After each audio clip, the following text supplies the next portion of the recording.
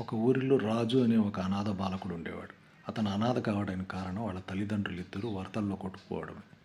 కానీ ఆ ఊరి ప్రజలు అతను తినడానికి తిండి, కట్టుకోవడానికి బట్ట, ఉండడానికి చోటు చూపించారు. దానికి ప్రతిగా తను వారందరిపైన ఎంతో అభిమానంగా ఉంటాడు. అలాగే ఆ గుడిలో ఉంటూ ఎప్పటికప్పుడు ప్రసాదం లాంటి వితరణ చేస్తూ సహాయం చేస్తూ ఉంటాడు. వాళ్ళు చాలా అభిమానంతో తనకు తోచిన మేరకు ధన సహాయం కూడా చేసేవాళ్ళు. అలాగే ఆ వచ్చిన డబ్బుతో తను చదువుకోవాలని కోరిక తీర్చుకోవాలని ఒక స్కూల్లో చేరి చదవడం మొదలు పెడతాడు. ఆ పై చదువుల కోసం పక్కన ఉన్న పట్టణానికి వెళ్ళి డిగ్రీ దాకా చదువుతాడు. డిగ్రీ తీసుకున్న తర్వాత మళ్ళీ ఆ ఊరికే వచ్చి ఏదైనా చేయాలనుకొని ఆ ఊరి సర్పంచ్తో మాట్లాడతాడు. సర్పంచ్ నేను ఈ ఊర్లో ఉపాధ్యాయునిగా చేరాలనుకుంటున్నాను, మీరు అనుమతిస్తే అంటాడు. దానికి ఆమె సరే అంటుంది.